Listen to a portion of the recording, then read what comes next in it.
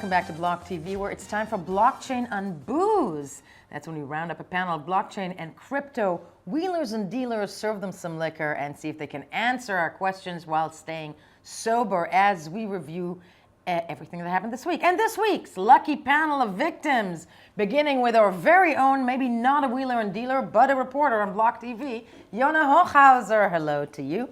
Of course, we cannot do this without Jag. That's Jaguar Adva from Jaguar Lawyers. Salute to you.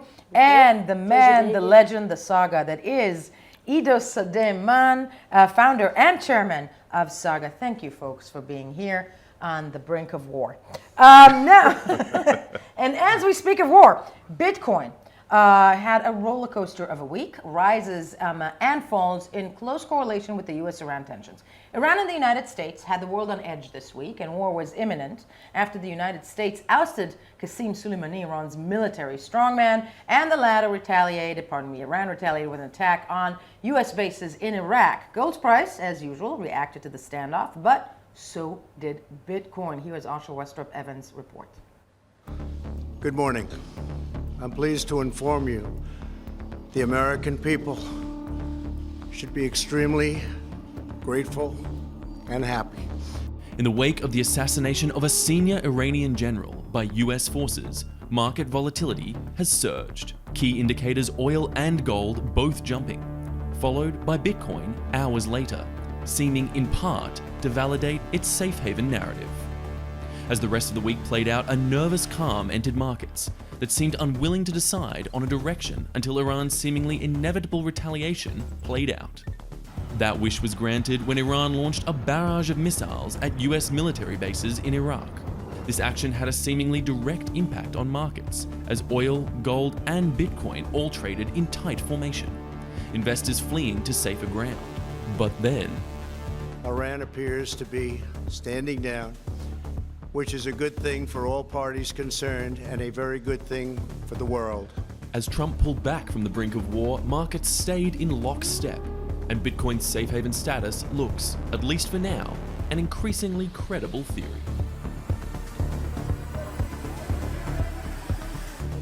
To my esteemed panel, so to speak, does this finally prove that Bitcoin's a store of value? I mean, I definitely think it definitely helps its case as a safe haven, because this is when people react when the markets go to safe havens. When investors turn to safe havens is when war comes, when uncertainty comes. As you see, they all were connected. Oil, which is a little different because Iran might retaliate by attacking oil, but it's the regional gold. Exactly, but focusing on gold. Gold has historically been that safe haven. People went to gold and they equally went to Bitcoin. I think this definitely backs up the idea that Bitcoin. Well, you can also say that Bitcoin is local in some senses because its price in Iran has increased by many people saying because there's no alternatives for other currencies or means of value. So you can also say that when there's tension in a certain area, such as Venezuela or some other countries in Africa, or now in Iran, there's more demand for that. There's more demand for it, but look at that close. That was almost an identical formation with a reaction exactly when gold reacted as it does in times of war. Yes, you do. Yeah, I think that we're wearing our pink glasses and with some wishful thinking are mixing up correlation and causation. I really don't think that Bitcoin is still regarded by the mass market right.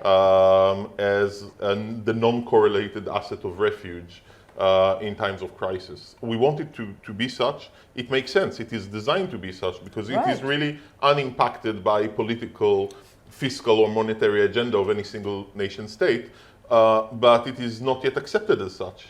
And the fact that the graphs are correlating in sometimes, I think we can find the same correlation between buying diapers and really? and I shocks to the Russian economy. Shocks to the Russian economy. That said, there was an argument. There was shocks to the Russian economy, which clearly impact nothing. I mean, the thing is, people would love it to be the new money. Okay, would love it to be that, or let's say the sphere would, but it keeps acting like a store of value at times like this. And maybe the narrative is something that, because it did act as a store of value in a way. I don't think it's just Iranians. It's not a contradiction. being a store of value and being money, being a store of value is one of the functions of being money. And I think that we're seeing many currencies that are this refuge in times of danger. The dollar is usually such, right? If something goes wrong in another country, in Turkey, the president calls for Turk citizens to hold to the Turkish lira and not to buy dollars, because this is the safe haven. I think it can be both, but it is definitely, and gold is definitely, Gold. It can be both, What it is. but it isn't yet. It is the size. The entire crypto market is 20% of the market cap of Apple. We can discuss it as the M0, M1, M2 refuge of the world. It's not there. Well, it's not there. That said, you mentioned something about Turkey. Turkey is a perfect example, and also in the news this week when it comes to the crypto sphere. A German survey that came out quantified that 1 in 5 Turks knows how to use cryptocurrency. That is an insane statistic. That means 20% of the population of Turkey is crypto capable. One can argue in that respect. And that happened why, Ido? You know why, or you have an idea why, right? I have at least an assumption. An assumption, okay. And I think it is way more important than the crypto craze in Korea in 2017. Why? Because this is not a hype crypto craze. It is definitely, at least possible, that Turkish citizens are mistrusting their institutions. Remind people the Turkish lira really went through. It took a very, very decent dive. The governor of the Central Bank of Turkey was laid out or forced to give his resignation after refusing to have Erdogan manage monetary policy. And so there are many reasons for Turkish citizens not to feel very comfortable with the monetary policy led by their country. And I think that here they are adopting Bitcoin as a real substitute of a store of value because they're not trusting their own, which is not the case in Korea. Korean millennials did not buy Bitcoin because they're mistrusting their own currency. Well, if you look at the graph that we've just seen a few seconds ago, you see that the top, most of the adoption of Bitcoin goes on with countries that have a little or the lesser trust in their sovereignty and their governors. Say Turkey, Brazil, Colombia, Argentina, South Africa, Mexico, etc. And Chile as well. And the least adoption is with the more, I would say, Western countries, or maybe Japan, which is supposedly Japan was very crypto friendly in most of its regulations, etc. But still, the adoption of Bitcoin there is the lowest of all countries, of most countries, in this graph at least. I definitely agree, and I think that if we would have seen this graph in 2017, it would have looked very different, and then we would have seen Japan and Korea leading the race. All the countries are the bottom. I think it's changing because whoever bought Bitcoin because of the craze, because of the hype, because of wanting to get rich quickly, when Bitcoin dumped, left. Right. And now we're seeing countries where Bitcoin is really bringing utilities, bringing monetary value. So they come from distress, not from...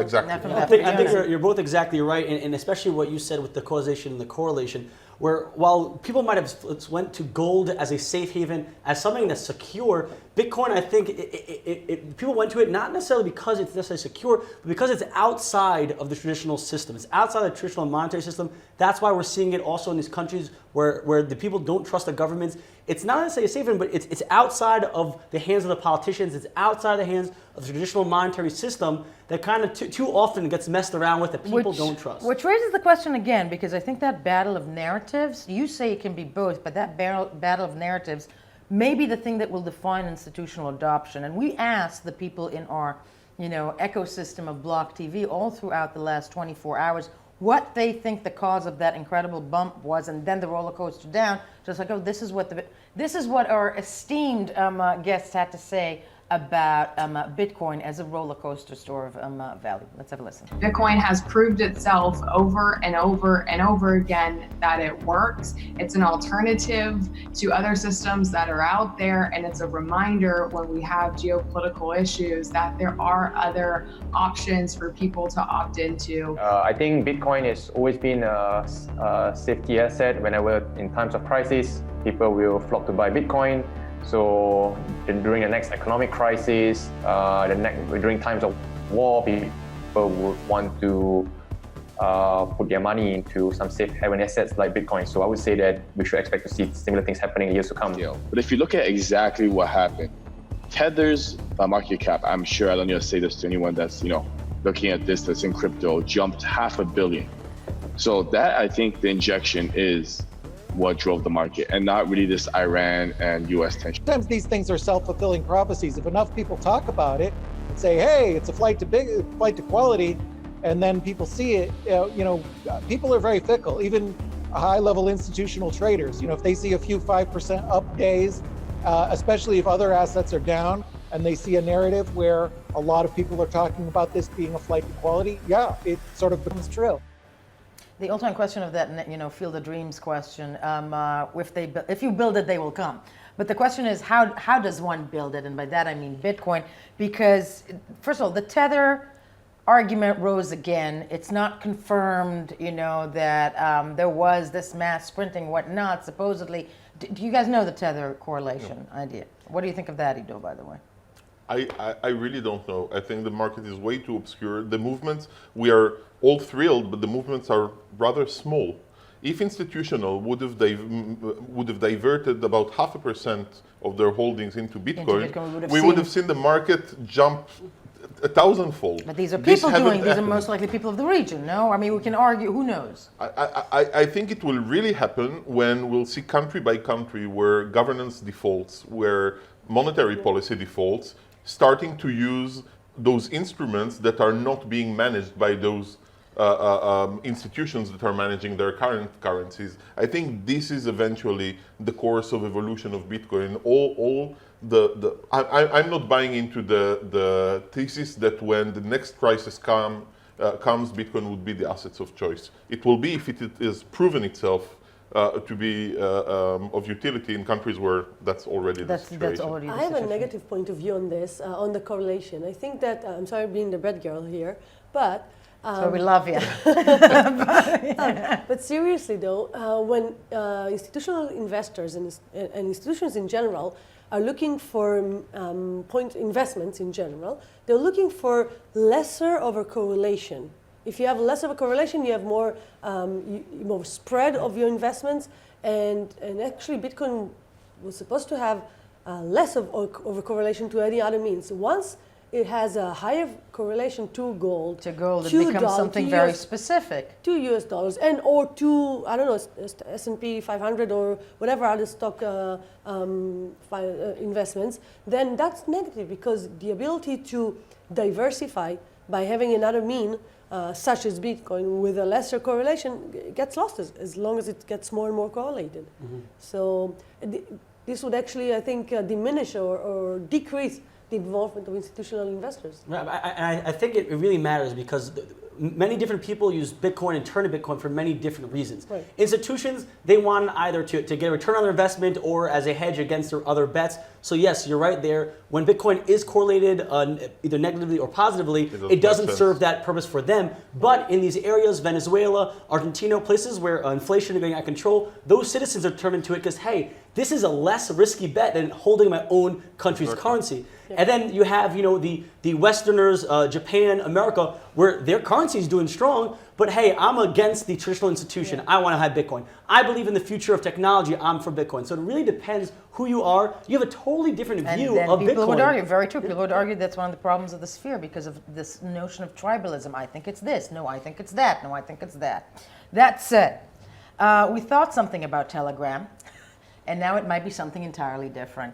Moving along to Telegram days in court, messaging giant Telegram issued a public statement, they're usually very quiet, this week saying it will not initially integrate Ton wallet into messaging app, that's the coin that drops, into the messaging app and will instead offer the wallet on a standalone basis to compete with other potential Gram wallets provided by third parties.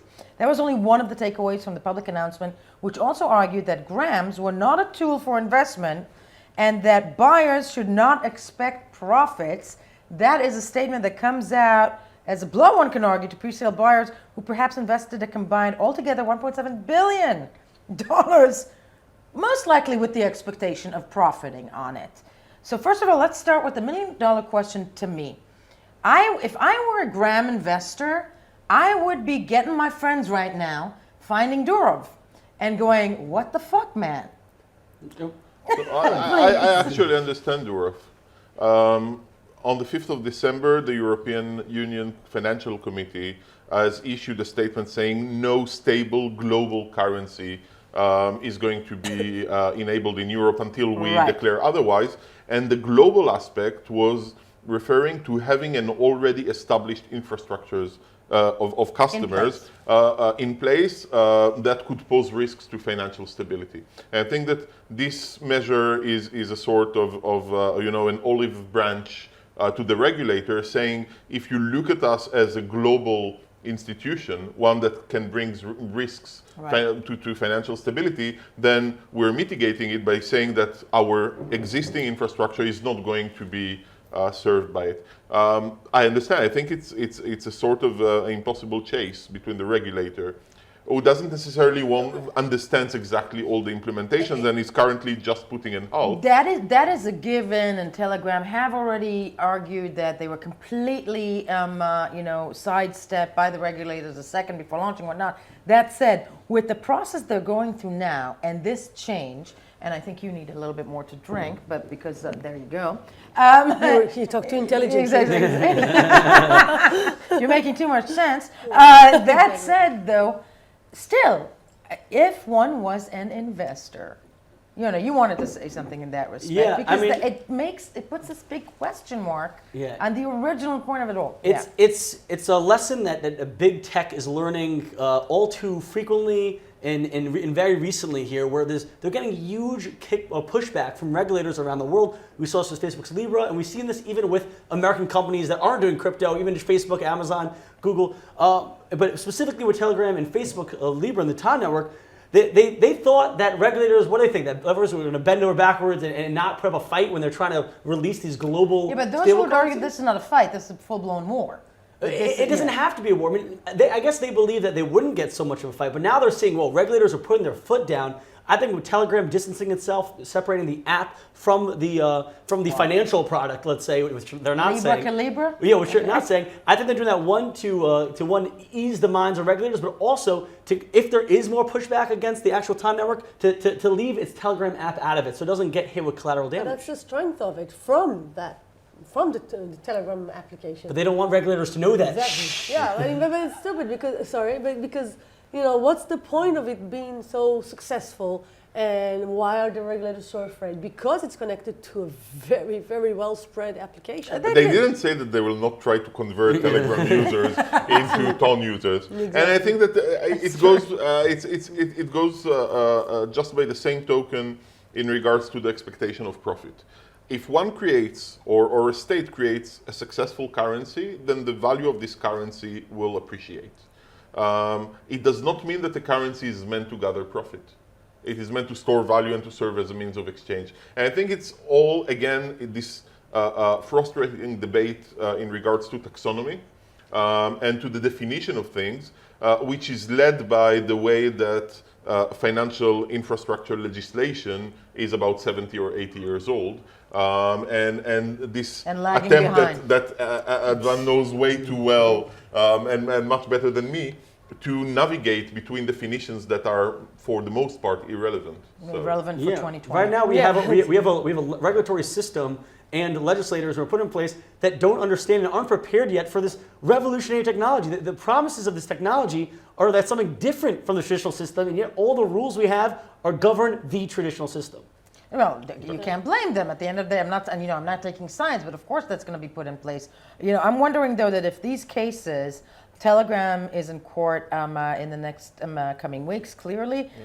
So is Kik. If the definitions in these cases will affect, and I'm wondering actually with you, Jag, if they're going to affect legislators in the United States going forward, because I think the Telegram case could be quite definitive to everybody going ahead. Well, from my research, and I do a lot of global research on regulatory research and legal one, what I see is that every 2 months or so, there is a new regulation that relates to crypto, and I also put it on my Facebook page, etc. And there's something new and creeping and getting towards and progressing all the time. However, when you have giants such as Facebook and Libra, or Ton, and Telegram, etc., when they go much faster than the whole technology, which goes as fast, already by itself, then I think the regulators will hasten and will try to move even much faster than they were doing that before. And I think it's a very cynical point of view, but basically thinking is that regulators are run by clerks. Could be senior clerks, but still clerks, who are employees. They're not business people. Right. And they get their paycheck every month, whether they do well or not. Maybe they could change jobs, but still, I respect them very truly. However, not on their business side. They're company men, or let me just put it into words. They're pencil pushers. Okay, go ahead. Yeah, but they're not compensated for working fast, right? Necessarily, or faster, or to chase the technology. And technology always runs faster than regulators, even more than employees of institutions, even more. So, however, when there's great crises coming or greater challenges, such as, thank God for Ton and for Libra, in that sense, that will hasten regulation. Exactly. Isn't there a danger though that it will actually either one, there's a decision that's made it's only tailored to very big companies, apropos, and then the rest of us or the other companies are going to really suffer from that regulation, or that they just will put the cap on it entirely because it's too dangerous for the old system. Could be an overshoot on this. There's many times, I'm sorry, just to complete on that, many times you see when there's a change in technology, a change in norms and change in businesses, that you see the regulators doing a change of laws, and that's an overshoot. That's way too much. And then it changes back to somewhere more reasonable. Depends who you're asking. So sorry, just to... I think that we gave this umbrella name to every state institution, calling them the regulators. But that's not actually the case. If you ask a regulator, the most common answer would be no. And rightfully so. Their job is to protect from risks. Right. And innovation is bound to have risk. What we are not seeing in place, those who are missing to the rendezvous, are the legislators, are the policymakers. We cannot expect the regulators to pave the way for new concepts. That's not their role. They're the facilitators. They're the executors. They're not the decision makers. Exactly. They're about executing a policy that is already in place. And if we... The policy needs to change. The policy itself needs to change. Well, the policy doesn't exist. And quite the seismic change. Many times there's no policy. Right? There is no policy. It's not that it has to change. It has to be created. It has to be invented. I do think that they're kind of a Frankenstein, Libra and Ton, because if you go to the core of it, Satoshi, when he made Bitcoin, he didn't envision it to be regulated. He didn't think, how will regulators react to this? He made a currency, he made a system that is outside of the traditional system, outside of the grips and the hands of regulators. And so now what Libra and Ton have done is, wow, they saw the potential in this great future technology. And so they're trying to do something that's taking kind of the hands off the benefits of technology, but kind of implementing it within the system, the traditional system. Exactly. That's going to be tough, and that won't come easy. It won't come easy, but at the end of the day, one can argue you beat the system from within the system. So maybe that's the way to go. I think it's also not limited to blockchain, right? No, if you look at autonomous vehicles, then they were built, and now they're trying to operate within traffic rules that were created 100 years ago. And insurance and insurance rules and security rules, and legal considerations. You know that the driver is liable. Is the car liable? Is the manufacturer? All those questions that technology bring into the front are remained unanswered, and it's not the regulators that will answer them. It's just only policymakers. Policymakers entirely, but that's an entirely different discussion about policymakers around the world these days. I'll leave it at that. Somebody who seems to be doing it right in the United States, not just the United States, is of course the man, the legend, Changpeng Zhao, CZ. On the road to total world domination, I'm quoting our editor-in-chief, Binance added support this week for a range of new fiat currencies, including the British pound, the Australian dollar, and the Thai baht. CZ also said that the exchange is aiming to add support for all 180 fiat currencies within 2020. In addition to that, they just got a nod in New York City, I think this week, in respect to BitLicense. That said, is anything... First of all, what is stopping Binance, and what are they doing right in the United States? I'll tell you the genius strategy they used. and that is they started off without fiat. They started off crypto to crypto so that no one could tell them no. Until they grew and grew, and they grew their user base big. And then once they had sort of the power, the user base, the control, then they started growing out to fiat. And by the way, US Binance isn't really connected to Binance. They're still a little hands off. They're a different entity. And So they claim. Yeah, and so they claim. Obviously they pull the strings, but but they keep in the distance because they don't. That's their point. They're growing big without stepping on other people's toes. And then once they have the power, then they'll force their way into the US. Then they're going into fiat. As opposed to Libra and other things where they're like, hey, let's first get the okay before we even do anything. Let's get the okay, and it's going to be very hard. It's a bottom up to top down approach, and that's what. Still, the regulators, not just the policymakers, ain't stupid. At the end of the day, yes, that's a great, it's a great way to look at it, but it's pretty. They're getting more leeway than others. They're doing a great job. That's what they're doing, including facing the regulators. I remember Binance, at least in Malta, and then in Singapore. We're still in Malta, yeah. Right. They understand that this is one of the enabling conditions. Right. Is to consider exactly what the regulator is going to say and allow, and to do it in a pace that's probably the right pace. I think the results are speaking. They didn't succeed though in China, of course. Although they never worked there, it's just a room where people work. It's just a coffee machine. Yes, just kidding. Exactly. Okay, yeah. That said, I think needless to say, they need to be copied.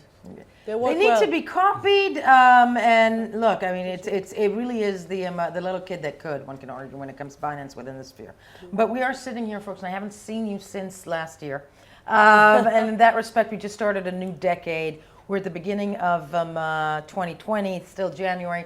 Predictions, do not listen to Yonah because he's a reporter, but still, predictions for 2020. What do you think, Yonah, will be the defining moment for crypto in 2020?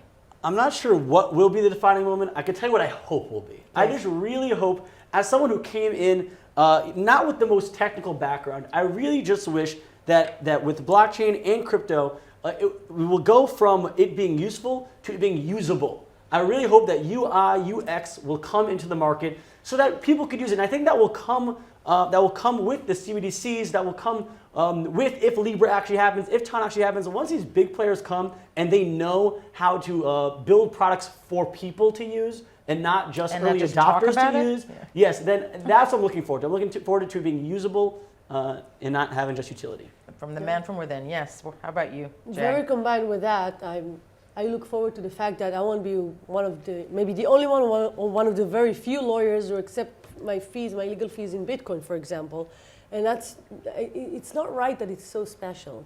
Meaning you don't be the only one anymore. That's true. Yeah, I don't. I'm very special. Thank you, everybody, for that. But still, I don't want to be the only one. I don't want to be so special in that, not for myself, but for the industry. That it becomes actually a form of payment. Exactly. Maybe you should move to Turkey. I'm kidding. I might be speaking there.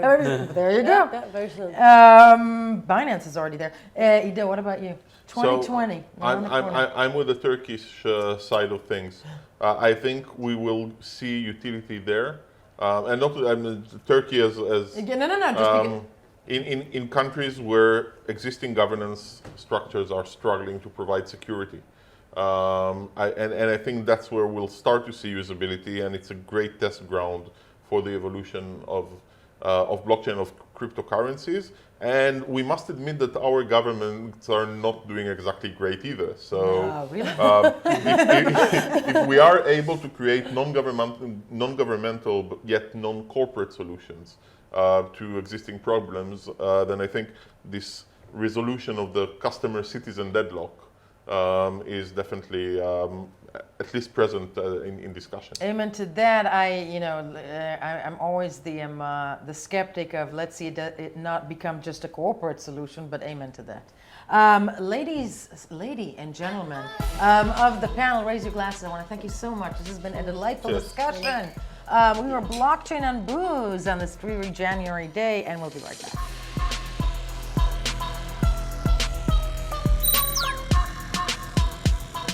For more news and updates, follow us on Twitter.